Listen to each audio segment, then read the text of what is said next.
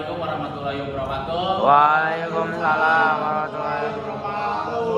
Kami dari kelompok 6 ingin mempresentasikan korosi dan pencegahannya. Saya Ali Fadila. Saya Sadam Hussein. Saya Riani Firmansyah. Saya Fadila Gadikson. Langsung saja kita ke pengertiannya oleh Mas Sadam Hussein. Pengertian korosi. Korosi secara umum dapat diartikan sebagai penurunan sifat guna dari suatu material atau bahan akibat adanya interaksi pada lingkungannya. Material itu biasanya berupa logam, komposit, polimer, keramik, dan lain sebagainya. Sedangkan lingkungan yang dimaksud seperti asap, air, perubahan suhu, dan kondisi cuaca. Salah satu contoh yang paling umum ditemui dari korosi adalah besi yang berkarat, warna perak yang mengkilap, sampai munculnya warna hijau pada tembaga. Dan juga proses terbentuknya korosi.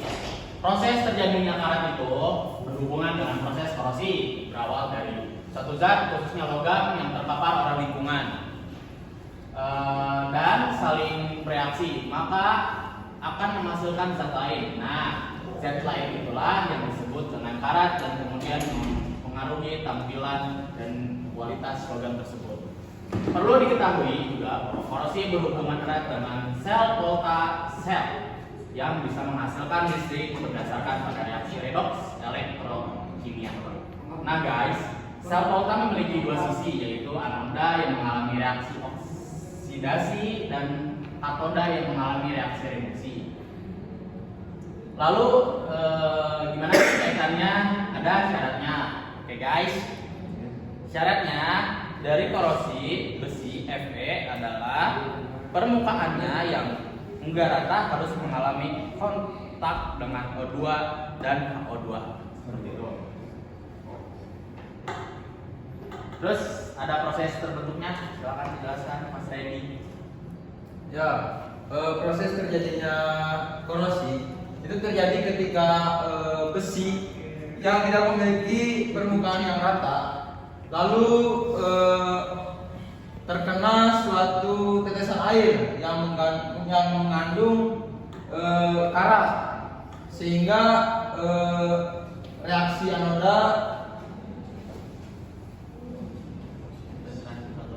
dan reaksi katoda mengalami proses korosi, sehingga dapat dilihat perubahan reaksinya yang awalnya Fe2 plus tambah O2 plus H2O menjadi Fe2O 3 titik NH2O atau senyawa karat.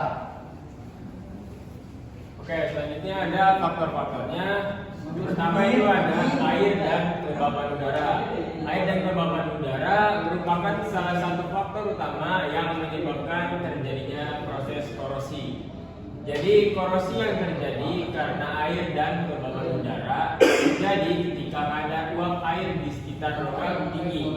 Semakin tinggi kadar uap, akan semakin mudah pula logam mengalami korosi. Yang kedua ada elektrolit. Elektrolit yang dimaksud adalah media yang dapat menjadi media untuk memindahkan muatan. Elektrolit dapat menyebabkan oksigen di udara mengikat elektron lebih mudah.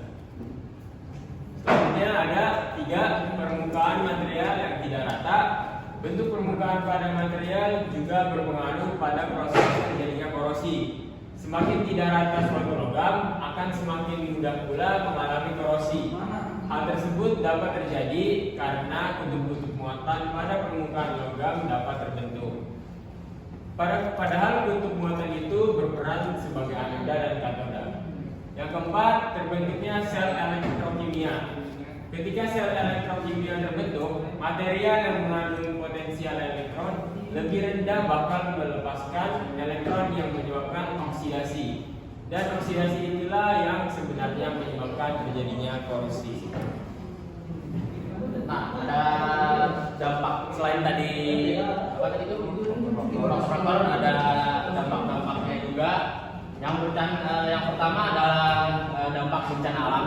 Bencana alam yang dimaksud seperti kerusakan pada jembatan, bangunan, pipa gas, dan lain-lain. Pasalnya, korosi juga akan menurunkan sifat mekanik dan suatu struktur sehingga menyebabkan hal-hal yang tidak diinginkan. kerugian ekonomi juga dapat terjadi baik dalam skala nasional maupun rumah tangga. Skala nasional dapat dikatakan merupakan efek dari keadaan seperti bencana alam tadi, sedangkan pada rumah tangga kerugian dapat terjadi peralatan-peralatan yang digunakan untuk menunjang kehidupan sehari-hari seperti misalnya besi atau besi untuk rumah, peralatan dapur dan lain sebagainya. Seperti itu. Oke. Terus ada dampak-dampak lainnya juga. Silakan Mas Ram. Ya, selanjutnya menghilangkan nyawa. Hilangnya nyawa yang diakibatkan korosi dapat terjadi karena efek domino dari bencana alam tadi. Misalnya seperti jembatan yang rusak, bangunan runtuh, sampai kebocoran pipa tentunya dapat berpotensi menghilangkan nyawa. Pengurangan ketebalan logam. Ketebalan logam dapat semakin menurun karena terjadinya korosi.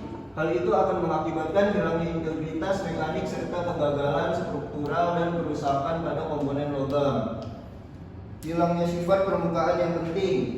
Hilangnya sifat permukaan pada logam juga menjadi salah satu dampak dari korosi. Seperti misalnya hilangnya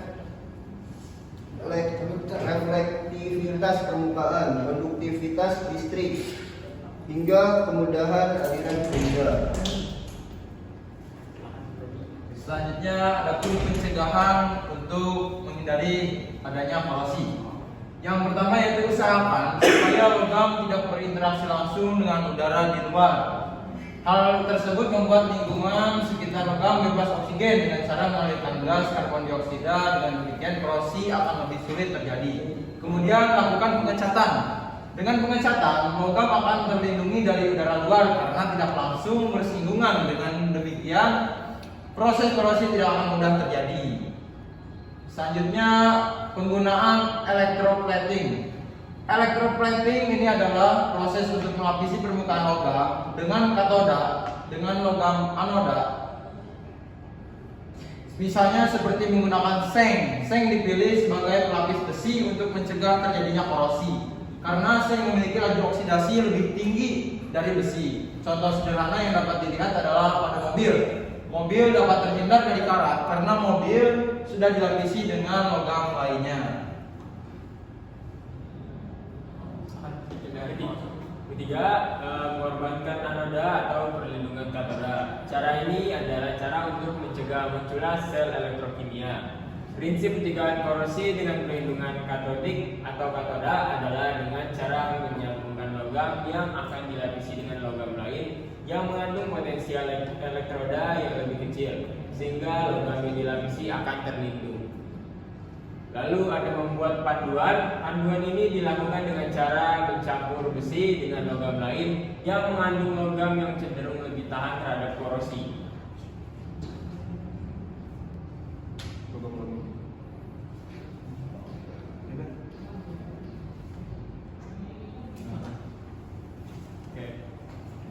Logam-logam berikut paling tahan terhadap korosi adalah krom dan juga nikel. Contoh logam panduan adalah stainless steel atau baja stainless. Ini sumber-sumber referensi yang kita dapat dari materi tadi ya guys. Jadi mungkin seperti itu penjelasan dari kita. Mohon maaf jika ada kekurangan atau kata-kata yang tidak berkenan di hati kalian. Cukup sekian, terima kasih. Saya Aldi, Saya Sadam. Saya Randy Firmansyah. Saya Adven. mohon pamit undur diri. Wassalamualaikum warahmatullahi wabarakatuh. Waalaikumsalam.